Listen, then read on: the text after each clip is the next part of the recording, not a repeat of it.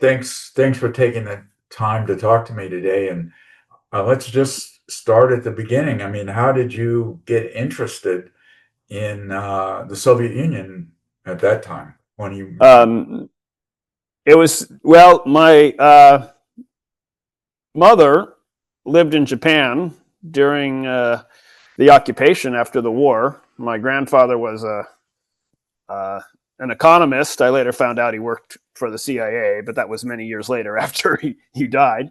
But my mom told me stories about how she was curious about the Russian embassy in Tokyo, and they wandered in and they got kicked out. And, she always had an interest in Russian history, so she had been accumulating books on Russian history for decades and reading them. And so naturally, when I went to college and high school, I took Russian classes, and I was fortunate to have a series of very inspirational Russian teachers. You know, my high school teacher was Olga Penrose. She was descended from the Russians that left Russia via the Russian Far East during the Civil War.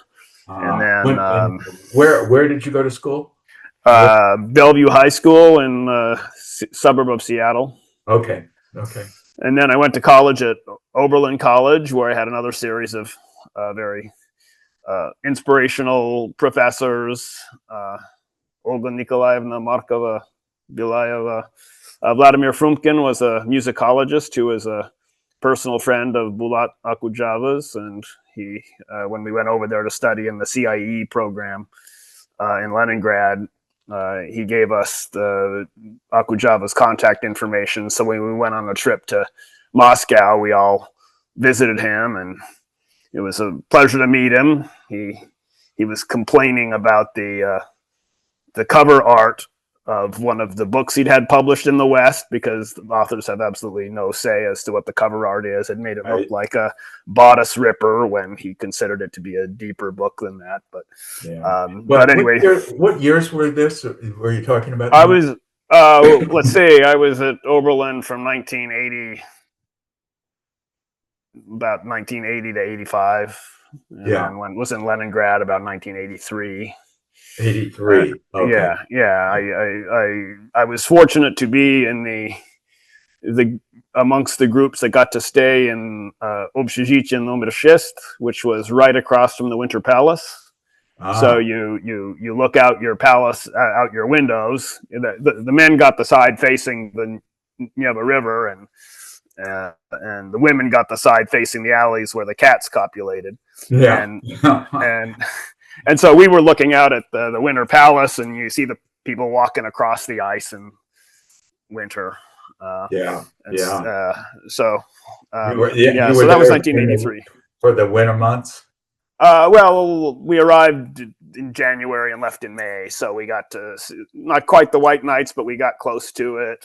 I participated in one of the demonstrations. It was the May Day demonstration, so I know we were stayed at least through then. I saw them staging the demonstrations on either side of our building. You know, it's like 10 different tributaries going into the big one across Palace Square. And so I just joined a factory group, and, you know, they'd all been said, if you participate in this, we'll give you a bottle of vodka. So so they were all well primed, and it was got to walk across representing a Soviet factory. And then we traveled around the country, and, you know, we went to Moscow and elsewhere. And and this was all learning the language, right? You know, Russian language, but was also studying some literature and some Soviet studies. I mean, we had lectures every week. You know, in Leningrad, you know, like one was about the new Soviet man. They were telling us about how in the Soviet Union, they'd created a new kind of person that was better than other people. And I remember one that we liked was, you know, the guy who was teaching us all the gestures, you know, like that. Handy ones like that. So they ranged from the serious to the laughable, but it did cover a range of different material. Right. And this was before Perestroika began, right? Really? Oh yeah, yeah. This Yeah, was well yeah, before Perestroika. yeah. So Gorbachev came in March of 1985. That's another story. right, yeah, yeah, yeah. Okay, so when you were studying Russian, what were you thinking? Was this going to be a career? Was this something of just a interest or hobby, or No, what were you thinking? I never imagined it as a career.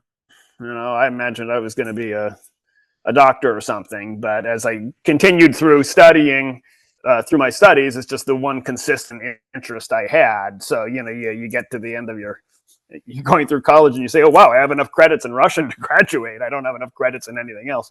So it was just a consistent interest that I pursued, and then was fortunate enough to find a number of careers that were related to Russian, but not just related to Russian, but like maritime Russian. Yeah, In yeah, high school, I worked on tour boats in Seattle, and then working for a marine resources company, I had the opportunity to kind of fuse my two interests, maritime and ships, and Russian affairs. And so marine resources was sort of my first Russia related job, and that was okay. at a critical time, a very interesting project. I'm sure you're familiar with it. I think you've Yeah, interviewed other folks I've like talked to, Tony. Uh, right. Yep. Yeah, I've talked to um, Tony, and I've talked to Stowe Talbot.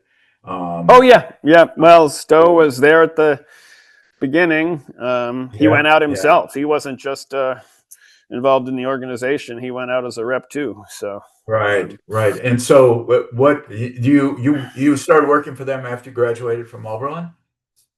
no, before I started the Oh, like okay. one season before I finished. I was very. This was sort of in the atmosphere um, at in the Pacific Northwest. You're aware that there was this company working out there, Right. and so I had even told some friends at Oberlin about it. So one of my friends actually went out there a season before me, so Uh-huh. I had a bit of the scoop. And then I did quarter at the UW, and I was in a third or fourth year Russian class, and I told everybody else in the class about it. So everybody in the class applied, and we were going to do this play in Russian, Cinderella. I was going to play the court jester, uh, but then we all got invited out to go to sea, and we all skipped out and didn't finish the class. And we within a week or two, we were all out at working at sea. Oh, okay. So all of you were dispersed on different Russian trawlers interpreting between the Americans and the Russians?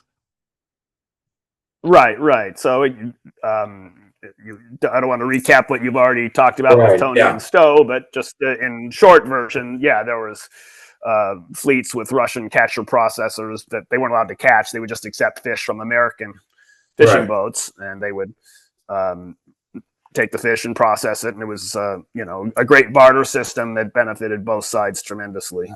Right. Right. How long were you at sea in one of those boats? Well, at any given season, it might be 4 months, and I Yeah. did that for 3 years. Then did some travel and work for Marine Resources in Dutch Harbor for another 3 seasons. Uh, so I was sort of overseeing operations from port and overseeing the port calls. The Russian ships would come in, and at the end of a season, so the crew could go on shore and spend some hard currency in the local stores. Yeah. Yeah. And then do support work for the catcher boats. Their Uh-huh. antennas got blown off in a storm, so I'd run around and buy antennas and take them down to the boats or send them out, expediting basically. Right. Right. Okay. So by that time you're living in Alaska, is that right? Yeah, yeah. Yeah. And Yeah. Uh-huh. And so after marine resources, what did you? well, but before I even finished Marine Resources, I got a job. So I'd be working for Marine Resources in the winter and spring. Then in the summer, I was a tour guide for REI Adventures. So Oh, okay. REI is another pioneering company at the time. Frith Meyer set up this program to lead adventure travel throughout the Soviet Union. So I had the honor of, leading Americans in exotic places in the Soviet Union, and I did some interesting trip planning too. And I was just all on my own. At one point, I was given a bicycle and a driver and told to plan out a Silk Road bicycle trip. But I planned and led tours in the Crimea, in all across Central Asia, Kamchatka, Primorsky Krai. Almost got killed on a rafting trip in Primorsky Krai. I never made it to the Caucasus. Some of my colleagues did the Elbrus trips, and so that's one thing I never got a chance to do. But so, what that years was were these? What years were these? Just this was probably 80. Let's see.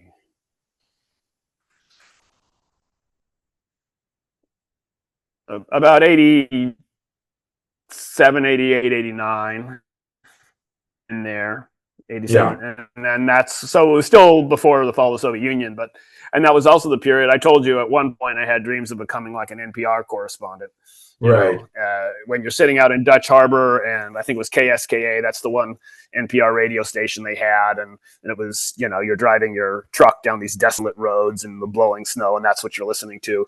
And so I did form a relationship with KSK in Anchorage, and they actually gave me a tape recorder. So one summer I spent traveling while I was doing my REI trips, recording interviews.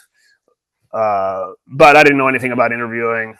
I asked stupid questions. My Russian probably sucked, and but I do have a couple dozen tapes, and I'm thinking that maybe somewhere in there might be some interesting materials for some researcher. Right. So I did want to consult with you what to do with those. Well, I mean, we can talk about that a little later at the end. Let's do that. Okay.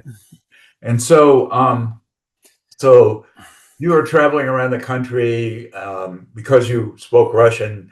You could actually talk to people. Did you what was the atmosphere like?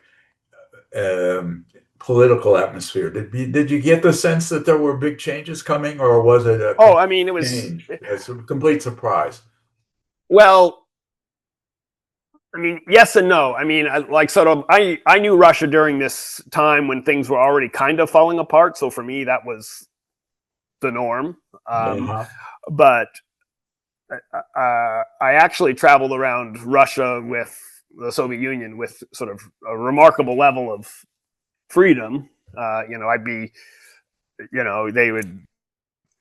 We were kind of maybe cheating the system a little. We were kind of cheap, so we'd get me Russian tickets. So because there were different prices for Russians and Americans. So I'd travel but I don't recall anybody ever checking my passport or anything. It was a very kind of relaxed time, actually, where I was flying all over the Soviet Union, and I got to talk to a lot of people, and things were sort of chaotic, but I didn't really have the whole perspective of, well, it didn't used to be this chaotic, 10 or 20 years before, maybe it was more stable. There was just, Russians are still very nostalgic for this period, but, I recall, lines for food. You see a long line, you go to the lady in the back of the line and say, what are you standing in line for? And she doesn't say anything. She turns to her kid and says, go up to the front of the line, see what it's for. They see a line, they get in the line. Man, but it was an interesting period. You really had to have good Russian partners. Like when we were leading the trekking trips, we had a good program partner who would help bridge all those gaps so that the clients don't experience the inconveniences. Even so, we had times when they experienced great inconvenience that we just had to deal with. Right. Who was your partner? Probably nobody you've heard of. Pilgrim Tours. Just a couple of hard-working, responsible guys. Americans? And no, they were Russians. Russians? So they were what? Legally, what were they? A cooperative, or it was just a small Russian.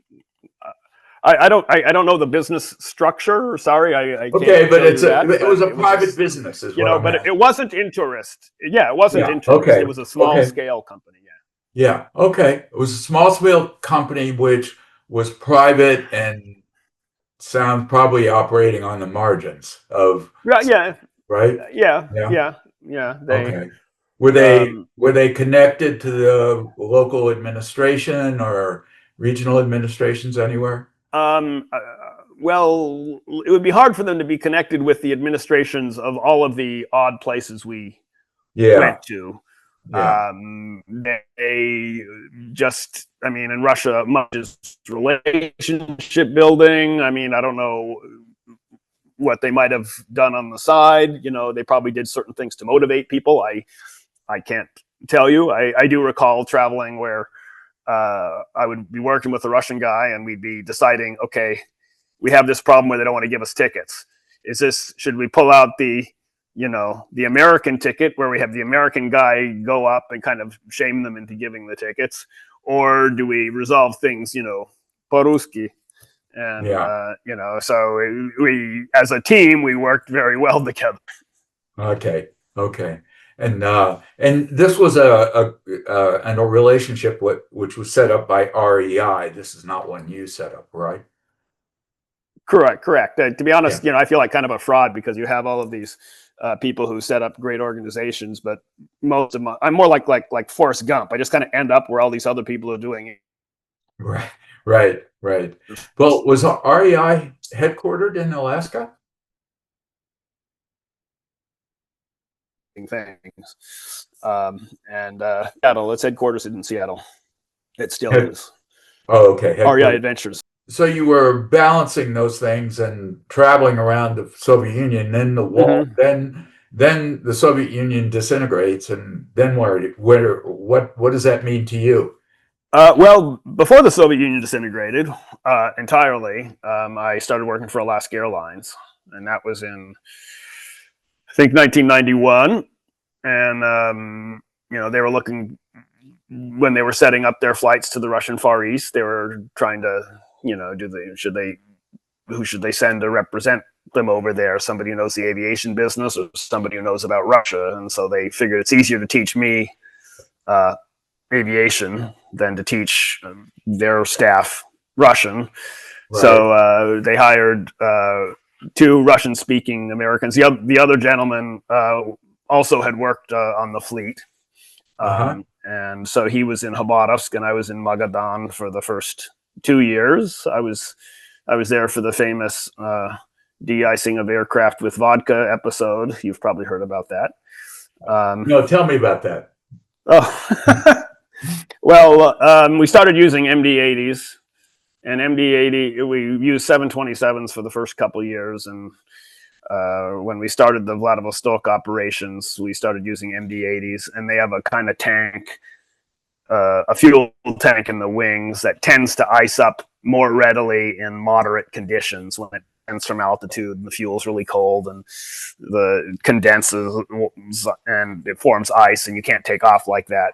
So the aircraft was icing up at a time of year where aircraft don't ice up in Russia. So the Russians had already put away all their de-icing fluid.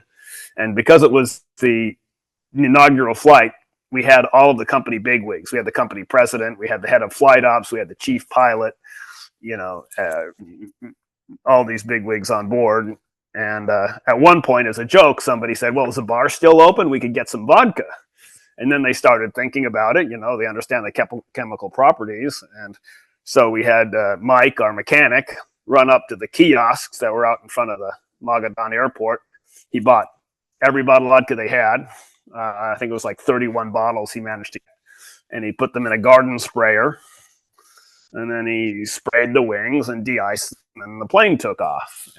And so we solved the problem for the day.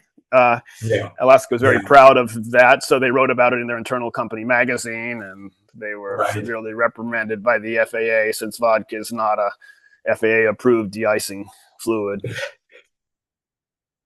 Fluids. Yeah. Um, Yeah. so that was 2 years in Magadan. And why in Plenty of. Magadan? Where was the flight from and to that you were in Oh, Magadan? okay. Well, the range of the aircraft we used was not sufficient to go where we really wanted to go, which was Khabarovsk, and ultimately Vladivostok and Yuzhno-Sakhalinsk. So we had to have an intermediate fuel stop. So Magadan, of all places, the gateway to the Kolyma gulags. But it was a great airport. And so Alaska ended up, actually organizing, tour groups to Magadan. They'd had set up tour routings for tourists where they'd, explore, the local sites in Magadan, then continue on down to Khabarovsk. Alaska had actually flown to the Soviet Union in the 70s. And what they would do is they would fly a group of people across the North Pole to Leningrad. They'd take the train across the country, then they'd pick them up from Khabarovsk on the other end. And that lasted a couple years, just seasonally. So they already had some experience. Some of the people involved in setting up the flights in the 90s had been involved in setting up the flights in the 70s. I see. And who did they see as the market for these flights? That's a good question. I got the impression that they were setting up these flights. I mean, the president at the time was a Christian. I don't know if you recall flying on Alaska Airlines at all, but there would sometimes be inspirational messages on like the napkins, and I think he saw Russia as a place that could use some enlightenment. But there was also this growing sense of opportunity, curiosity. I believe they kind of set up the flights with the model like they were setting up flights to Las Vegas and Puerto Vallarta. They imagined it being kind of a tourist destination. But you don't just expect people to come fly. They set up tour packages. So initially, a lot of the travelers were tourists, but that was really not enough to fill the flights. I suspect that there was also this inkling that there was government money, there would be NGOs. This was after. So Alaska started flying before the fall of the Soviet Union. So I was in Magadan during the putsch. That was an interesting story in itself. And so the first year it was the Soviet Union. The next 6 years were in Russia. It was Russia already. Right. So ultimately I moved to Vladivostok, and I saw that there was a lot of potential for marketing to Russians. And I might be jumping the gun here, but sort of one of my successes was marketing Alaska Airlines services to Russians. Initially, we had no Russians flying on the flights. They didn't have any money. They weren't interested. But Vladivostok had this really burgeoning entrepreneurial class, and I really wanted to get the word out. So I had to plead with the head office to give me a marketing budget. So they said I could spend $20 to put an ad in the local paper. So I put this ad in, and getting it in was a challenge enough because we didn't even have a phone, and I had to kind of, bribe the local telephone company lady with chocolate and stuff to get a phone with a downtown city line that went out to the airport. But anyway, when I had the pieces in place, I put this ad in the paper, and immediately the phone's ringing off the hook with Russians wanting to buy tickets. I mean, my first customer was an entrepreneur who brought a thick wad of $100 bills wanting to buy, first class tickets. I mean, it got to be a problem because we were accumulating large quantities of cash in our safe. At one point, we strapped it to our bodies and flew out through Korea, because we didn't have a way to wire it back. Later on, we developed a relationship with banks and we could wire it. That was one of the changes that happened over time. After a few years, there were banks you could trust, and you just bring in cash and they'd wire it for you. But initially, we didn't really have that, and we didn't expect it and didn't plan for it. Yeah. So the flights would go from. Oh, I didn't even answer your question. Yeah, they would fly from Anchorage. Yeah. Initially, the first year, Anchorage to Magadan to Khabarovsk. Okay. And then with time, Petropavlovsk was added, Yuzhno-Sakhalinsk was added, and Vladivostok was added. Then when Vladivostok went online, I moved down there to be the station manager. That was a year that they opened the consulate there. So there Okay. were And some all of that synergies was, there. yeah, through Magadan. It was still 2 hops. Well, it would either be through Magadan or through Kamchatka. Yeah. So, Oh, okay. Okay. so both of those were fueling stops, and both of them are notoriously foggy. Not the ideal, but there's just not a lot of alternate airports in the Russian Far East. There's, Right. Well, there's. how often were there flights? I mean, during the peak, we have at least 3 flights a week. Stopping at sometimes making 2 or 3 stops. Yeah. There were winters where we would just fly once a week, but during the summer and we had a lot of, we're transporting all different people to Sakhalin, of course. There was a lot of oil traffic. The fishing industry was big. I recall flights where we filled 90% of the seats with vessel crews that were going on crew changes from the Russian Far East through Anchorage, to board vessels in Dutch Harbor. Right. And how many people could fit on one of these planes? I'm embarrassed that I don't recall the exact configuration, but something like 130, probably. 130. Okay. Maybe more. Yeah. And so it was, and did you have, pretty good occupancy for these flights? I mean, it varied a lot.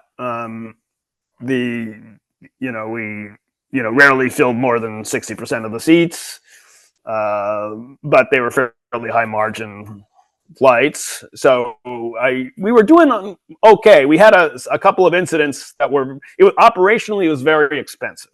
So you really needed to have a lot of margin, because we were very often diverting to Anadyr to get fuel. So we'd fly to Magadan, the weather's bad, you fly to Anadyr, you land there, then you have to land at Magadan if it's open. If not, then you fly it away to Khabarovsk. It was very expensive operationally. And then there was a couple of incidents, where there was major engine damage. At one point in, I think, was it Petropavlovsk, the air traffic controllers directed the aircraft into the wrong taxiway. It sucked up some wet mastika into the engine, destroyed the engine. What's mastika? What's mastika? It's that tarry stuff that you have in between the concrete plates of the runway. Oh, okay. Yeah. Okay. And so we ended up working with Linden Air Cargo to fly in an entirely new engine and crew. That's an interesting story in and of itself, but that kind of thing made the operation kind of expensive. I kind of really wish they had the kind of aircraft then that they have now, where they could easily have just flown to Anchorage to Vladivostok, right, nonstop, without a lot of the hassles that happened in between.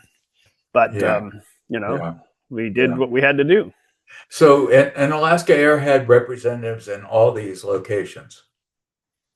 Right. And initially we had Americans, but then, we had Russian staff. And then when I left Magadan, we had really good staff that stayed there. And, ultimately we had Russian staffing, all the cities. Yeah. Okay. So you had people that the airline people trusted and who were sophisticated and understood what they needed to do in those. Yeah. I mean,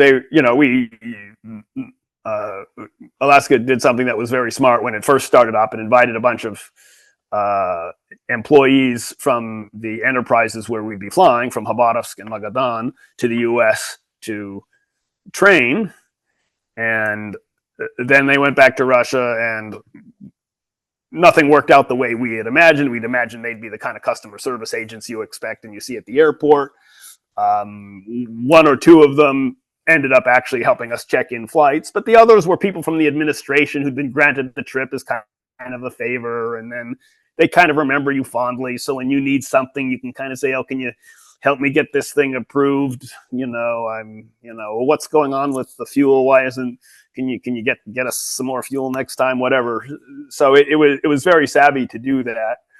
And we just built relationships within the different airports. As everything is, not everything, but a lot of stuff is relationship based in Russia. So that's what you need to do. And Alaska was also very good about, my boss, Skit Cooper, would frequently come over and we'd do the rounds. We'd meet the heads of the organizations. We'd go out to dinner. We'd tell jokes. We'd get drunk. All that sort of thing. And all that, contributed to making the operation work smoothly over the years. So Alaska was really committed to this. Yeah. Oh yeah. I mean, it went. I mean, there was a few moments in there where there were various economic issues or political issues where we thought we'd have to stop, but it flew nonstop for like 7 years. Yeah. And those 7 years were, again, which years were those? About 1991 to 1997, I think. Okay. So you were the 1998 crisis didn't hit you. Forgive me if I have the year wrong. It might have been 1998 that we stopped, and it was largely because of the crisis. I worked from 91, 92, 93, 94, 95. I worked from 91 to 96, I think. And then in 97 or 98 is when they had to cancel operations. And I think there was a drastic drop in people buying tickets after that. I also think there was a big drop in government funding for various U.S. government funding for various organizations that were involved in trying to, encourage, a market economy in Russia at that time. Right. At one point, I tracked down, I put two charts together. It was all of the passenger flow, both on Alaska Airlines and the other carriers that were flying, like, the Magadan airline and the Vladivostok airline, Dudley, and then put it alongside a chart of how much U.S. government money was allocated for development of, Russia, and they mirror each other almost exactly. There was a time when the government was putting a lot of money into encouraging people to, fly, to put structures in place to encourage development, of a market economy. And, when the money dried up, the passengers dried up, and I think interest in developing, adopting Western market systems dried up a little too. Sort of the interest lasted about as long as the money did. Yeah. So those folks were part of your passenger core, if you will, of clients who moved back and forth from the States to the Russian Far East. Yeah, I mean, we had, people from NGOs traveling. We had accountants. We had, big legitimate companies, small people trying to develop new businesses. But, we also had cultural groups. I think you might be familiar with Vladivostok. Some enterprising young Americans living in Vladivostok set up, rock concerts where they invited leading Pacific Northwest grunge bands and leading Russian rock bands like, DDT to Vladivostok to participate in, this endeavor. There were, native peoples flying back and forth. There were missionaries. We had lots of missionaries flying back and forth to Magadan, building churches and stuff like that. Quite a diverse group of people. Yeah. And at the time, I have two lines of questions, but at the time, did you feel like this was that these changes that took place were kind of permanent, that there was going to be a sort of linear development of the Russian Far East along the lines of a market economy, that Russians would assimilate all these norms and ways of doing things, and it would just continue along the same lines? Yeah, I was kind of naive. I knew a lot of entrepreneurial types in the Russian Far East, and they were doing things they hadn't been able to do before. I saw how these enterprises, like the Magadan airport, turned into a company, and they were gradually learning what they can and can't do, and that maybe it's better if the airline part is separate from the airport. I mean, I just saw them kind of developing and learning as they went, and I thought it would all kick in and stay and keep going at some point. So ultimately, I don't think the small companies worked out. It was more of the farsovshiki and black marketeers who ended up buying up vouchers and buying big enterprises who didn't have many checks and balances, who ended up kind of winning in the big equation, and those checks and balances and the whatever, the anti-corruption and all the institutions we have in place to ensure transparency and fairness, those didn't really kick in. And did you encounter any kinds of, I don't know, corruption, favoritism, like in your relationships with your clients on the Russian side? Did you? I was,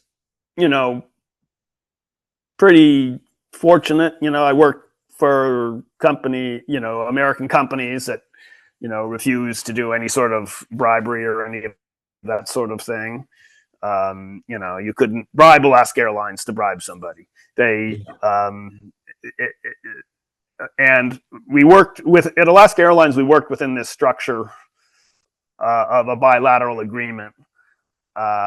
So that kind of cushioned us from, people trying to extort extra money from us for fuel. There were massive fuel shortages at Magadan, but they knew they always had to supply us. Otherwise, we could say, well, we're not going to supply your plane when it comes to the States.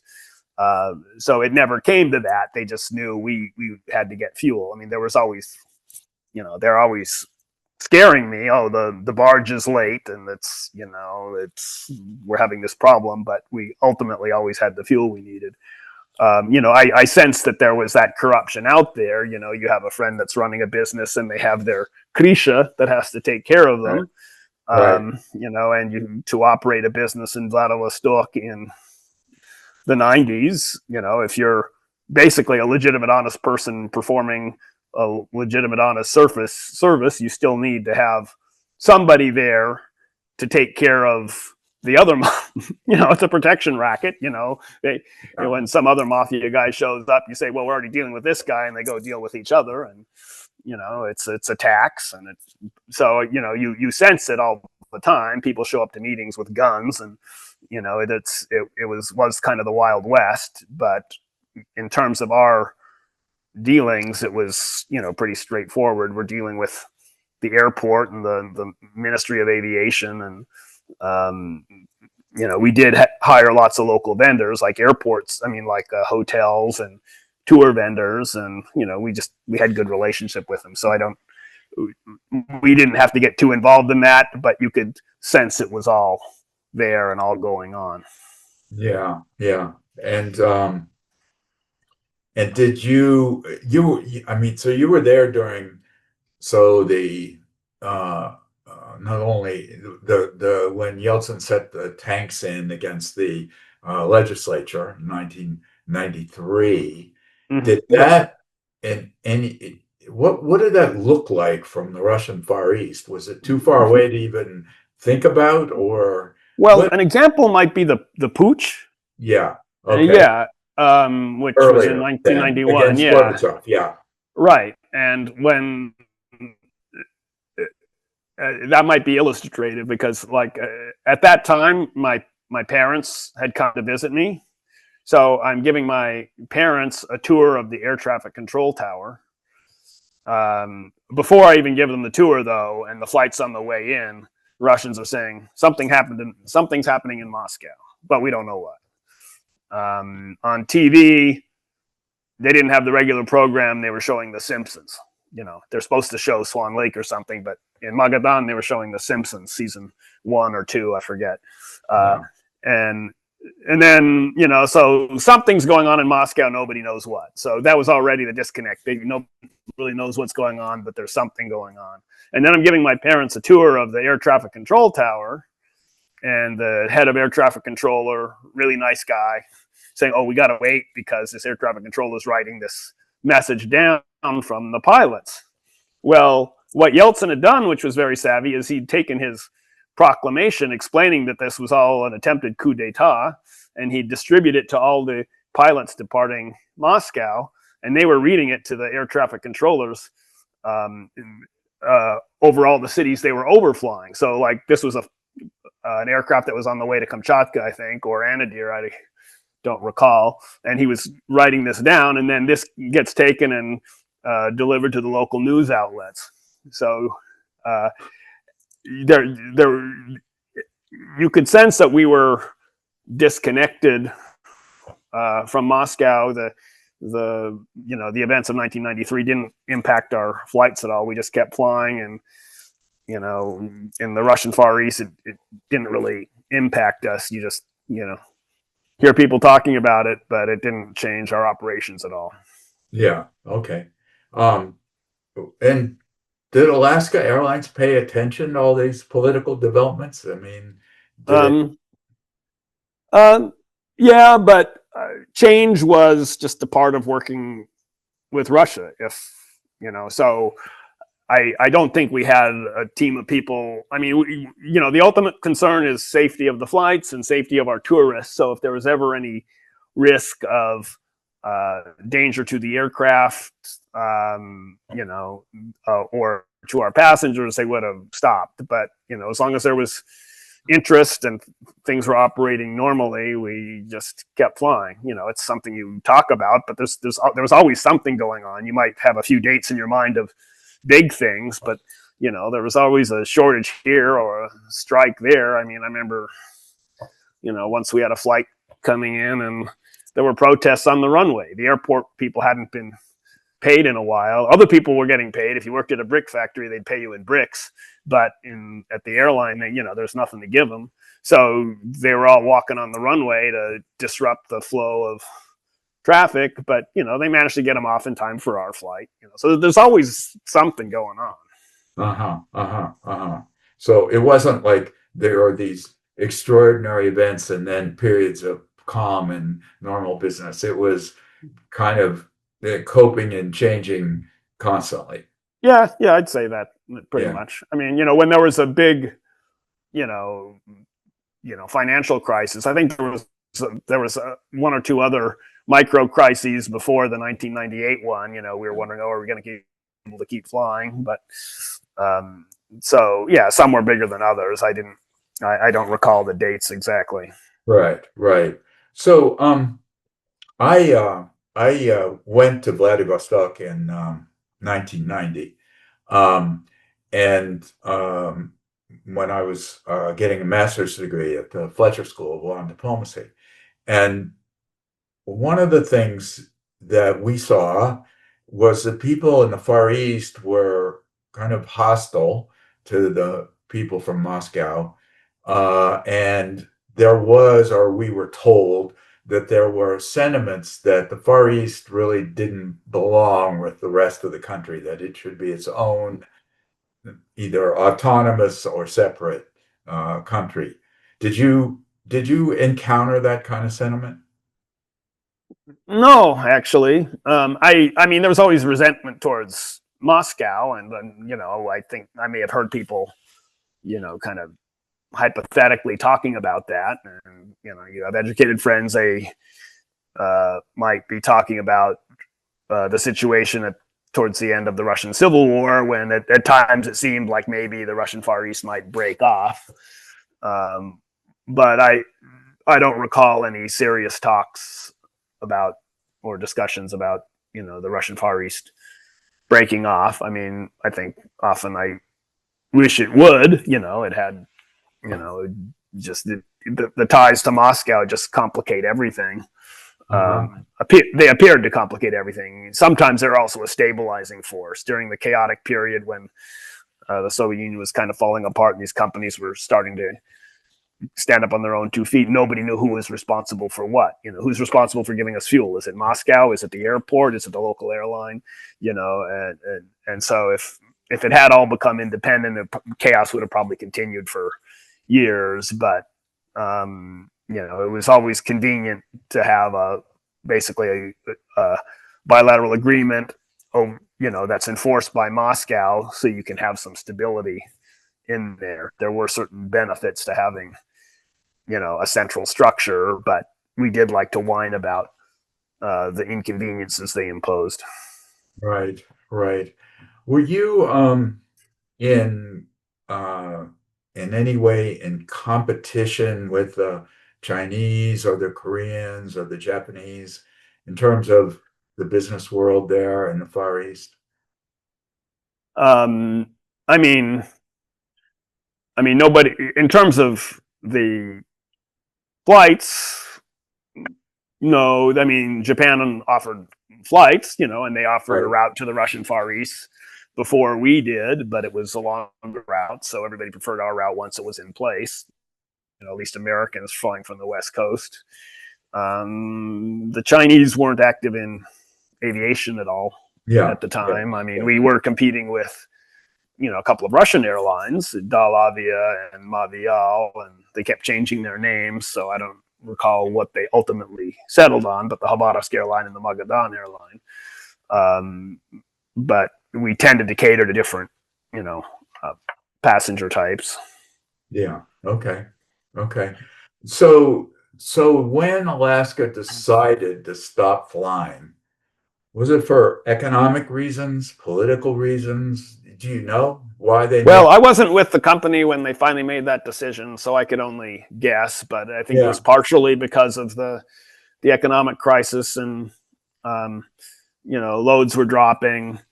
Um, I think some of the irrational exuberance about the whole Soviet Union was wearing off, not just at Alaska Airlines, but with all sorts of companies that thought, oh, it's going to open up, it's going to be great, it's going to be exciting. So, yeah, a lot of companies continued to work with Russia because it just made sense, but there was a huge enthusiasm bulge in the early to mid 90s that kind of wore off by the late 90s.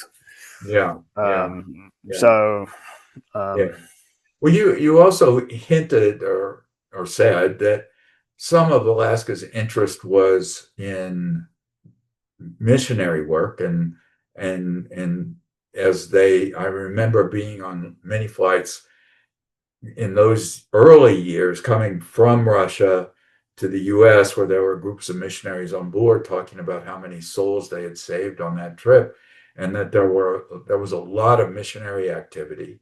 Um, was that how significant was that in terms of it's not um, something that I see talked about very much, and I just curious what you had any observations um, about that. yeah, I don't know if I can quantify it very well. I just, I got to know a lot of our passengers pretty well. There was a group that flew into Magadan and they were building a church. I went and visited the church. They were very well along when I um, visited. At one point, one of them died, and I had to get the remains back home.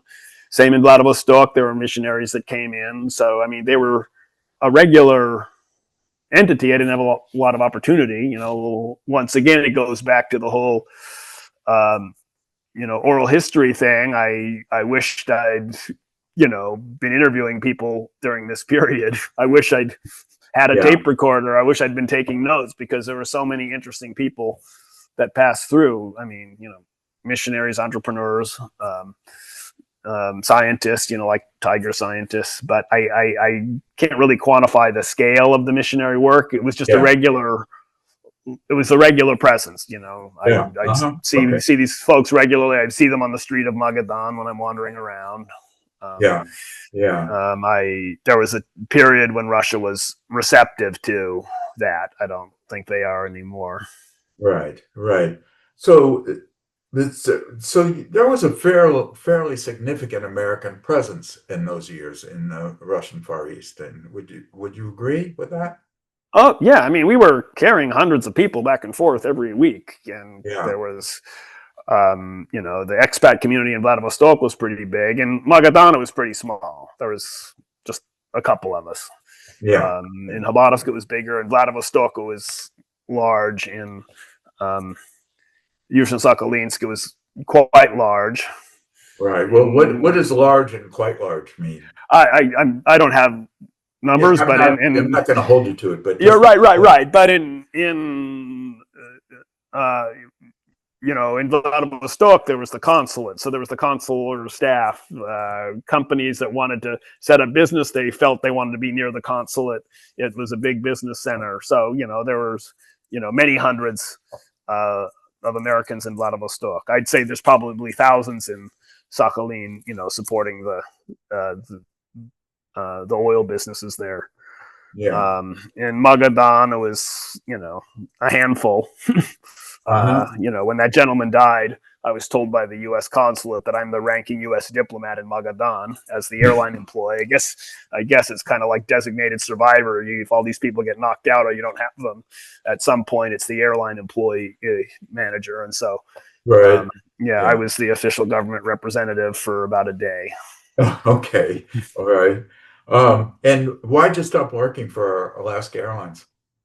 Um, well, I was kind of getting sick of living in the Russian Far East. I was uh, living in an apartment building where you couldn't drink the water because it was too rusty, so you have to bring in all your water. But it was just kind of getting a little old, and I wanted to move on to new things. So I did a consulting job for a while for Caterpillar, helping, doing some research for them and the Russian Far East update when Caterpillar was preparing a document that they would share with the potential candidates to open, um, offices over there. And then I got a job with Sunmar Shipping, which allowed me to continue to work with Russia, but from the comfort of an office in Seattle.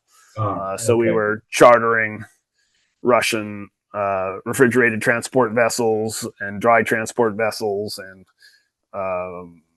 tankers, and we would support the fishing fleet. So I did Oh, that for quite some time. yeah. So that was primarily fishing. That was primarily fishing. Right. It was pretty much exclusively supporting the high seas fishing Um, fleet, and it was pretty revolutionary in its day too, when Fuels at Sea started providing fuel for fishing vessels in the high seas. It really was a game changer for the Russian fishing industry because these vessels didn't have to come in so often or wait for the next transport vessel to come out and fuel them. Um, so it was, that so was so exciting to be a part of that too. so you would send out, it was like a floating gas station or something that Yeah, filled basically, we get a tanker, we yeah. go into port, we fill it up with the different kinds of fuel the vessels needed, Uh-huh. diesel and mazout, and Yeah. and then you just go out and you have a list of vessels you work with, and we could work in really rough water because you didn't have to come alongside. We'd send a heaving line over with the hose, and so the ships could be bouncing like this, kind of. You've seen planes fueling in the sky was kind of like that. Somewhere. It was pretty intense under the conditions under which we could supply, but it helped make the company successful. Yeah. Yeah. And so and that was that a new company set up for that purpose? Well, Sunmar had been involved in supporting the American fishing fleet in Alaska for a long time. So when Uh, the fishing fleet migrated over to the Russian Far East and there were more joint ventures and American vessels were fishing in the Russian Far East and there were partnerships, naturally, Sunmar, well, it was, very astute to see the opportunity and kind of gravitate over there and provide this service over there and look for new opportunities. uh-huh. Uh-huh. So, and how long were you with them? Probably 10 years or so. So through the aughts, Through the yachts, I yeah. worked for them. I worked, as operations manager doing, we would, load fish in the Sea of Okhotsk. Some of it we'd send to Busan, some we'd send to Europe. We did high seas fueling in the Russian Far East, but we also chartered Russian and Ukrainian vessels to supply fleets off the U.S. West Coast, off in the South Pacific, in the Indian Ocean. We worked all over wherever there was opportunity. Uh-huh. Uh-huh. And so what was the trajectory of the fishing industry in those years? I'm from like 98 through the aughts. I'm probably not the best person to ask because I kind of, you know, lost touch with that. I know there are other people out there more involved in the fishing industry Yeah. Yeah. than Well, I. you were a part, I mean, you're, Right. We were supporting them, so I mean, we yeah. kept pretty uh, busy through the aughts, and then we got a lot more competition, and others started doing that business, and so then we kind of got nudged out, but we started fueling elsewhere, like tuna fleets in the South Pacific and Indian Ocean, and hake fleets off the West Coast. So, Yeah. they continue to fish, of course, in the Russian Far East. I'm just not the foremost expert in sort of the U.S.-Russia relationship there. I think the Russians became more and more self-sufficient, so they didn't need American expertise or American equipment. They were learning how to do it themselves, and they did. There wasn't sort of the natural synergy with the U.S. fishing industry that there was initially. Uh-huh. Uh-huh. Uh-huh. So, and was that the last job you had connected to Russia? No. I also I went on to work for Interpacific Aviation and Marketing, which is a Japanese company, and we chartered Russian aircraft to operate flights from Alaska to the Russian Far East. We did that for quite a few years. I actually have been doing something related to Russia all the way from like 1984 up until Russia invaded Ukraine. Yeah. Yeah. So we worked closely, for example, with Yakutia Airlines, and we operated flights from Anchorage to Kamchatka and on to Yakutsk. But the primary interest was Kamchatka. The primary impetus was fly fishermen. Uh-huh. Okay. The So Kamchatka. these are charter flights or not? Well, we operated them as regular flights. You could go onto any booking system in the world and book these flights, but Okay. it was so. Yes, our company was chartering Yakutia Airlines to operate the flights, but they operated like any flight you could find in a booking system in New York. Somebody could find our flights and book them. That was part of the challenge. Of there's a lot of bureaucracy and rules. We're working with lawyers in DC and permissions and that sort of thing. And then, one of my challenges, the fishermen sort of took care of themselves. They knew about our flights. I was trying to develop, other traffic, to develop tariffs and so forth that would encourage more Russians to fly back and forth.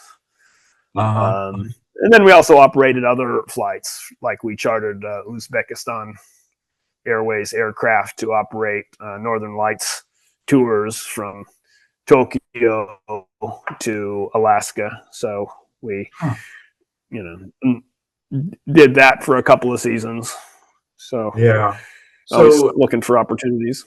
yeah. So I'm just curious about the planes themselves because there were lots of, I know, jokes, apocryphal stories about the poor condition of Soviet era planes and, by comparison to foreign planes. But, you're working with the Yakutia Airlines or Uzbek Airlines. I'm assuming they're flying Soviet manufactured airplanes. No, they were flying Boeing They were aircraft. flying Boeing aircraft. Okay. And Yeah. There was a lot by, of by Boeing the, aircraft in Russia around that time. oh, Uh, okay. Okay. yeah. Okay. This is in Um, the 2000s. right. Yeah. Oh, okay. Okay. And the teens. Yeah. So Yeah. And Uh, so their advantage was they had local landing rights, they knew the territories, and presumably they were relatively affordable to work with them. yeah, yeah. I mean, it's a lot. It would have been a lot cheaper to charter Yakutia Airlines to operate the flight than to say charter Alaska Airlines to fly the other way. Right. Um, Yeah. Yeah. um, and there were other candidates that we looked into from time to time because it was important for us to keep operating the service. And now and then we were nervous because I don't know, the Russian Ministry of Aviation hadn't granted Yakutia a certain license, or they'd had some issue on some other route where they were withholding a permission, so we had to look at something else. I mean, it was an ongoing issue, but ultimately we operated that service for 10 years or so while I was there. Yeah. Um, Yeah. And do you think that all of this interconnection sort of changed the Russians in their outlook on the world and sort of breaking the isolation from Soviet period? Did you have a uh, noticeable impact? yeah, no, I think it did. I don't think it. I mean, I think maybe we were hoping it would have a bigger impact, in terms of developing Western business practices. I don't think it had that big of a long term impact. I think, maybe the big companies learned a few things about running, balancing budgets and um, um, that sort of thing.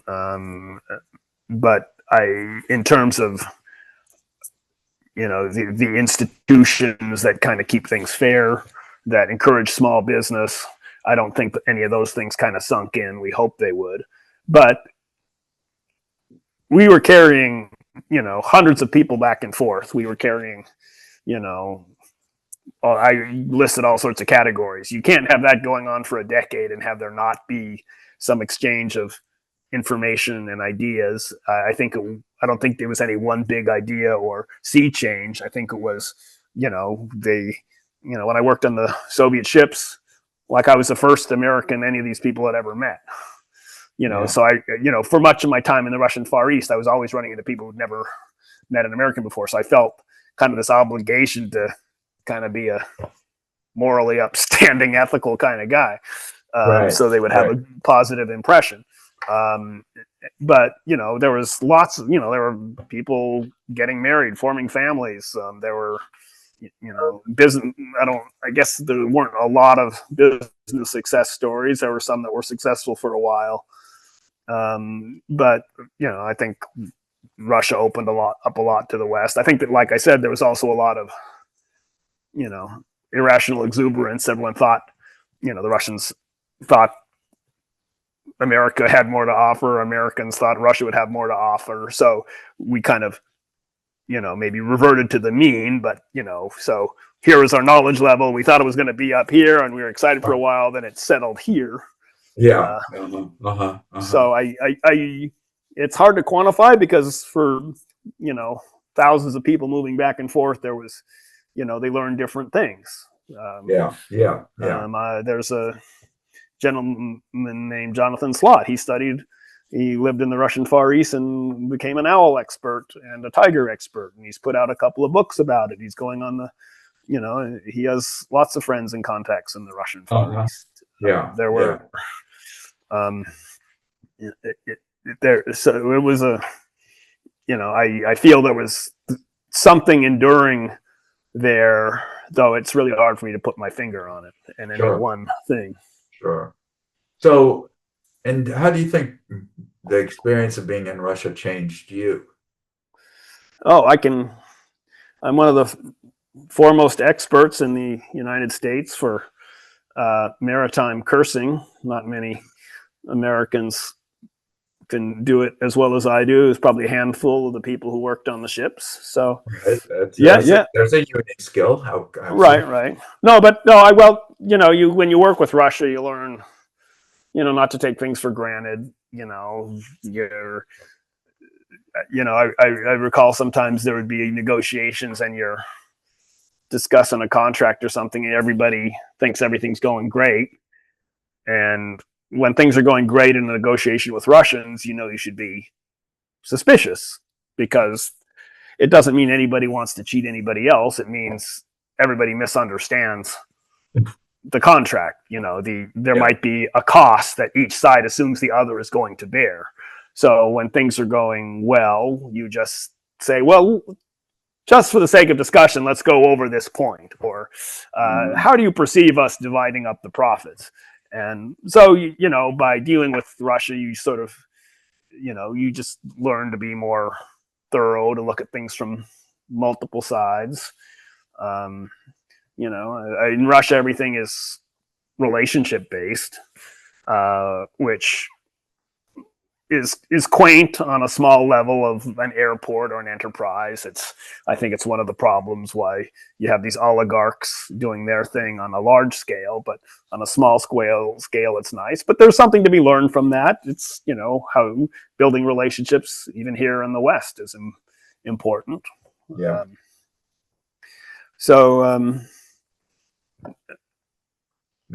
I mean, I ended up marrying a Russian, so there's that long-term benefit there as well. So I still have ties to the Soviet Union and Russia.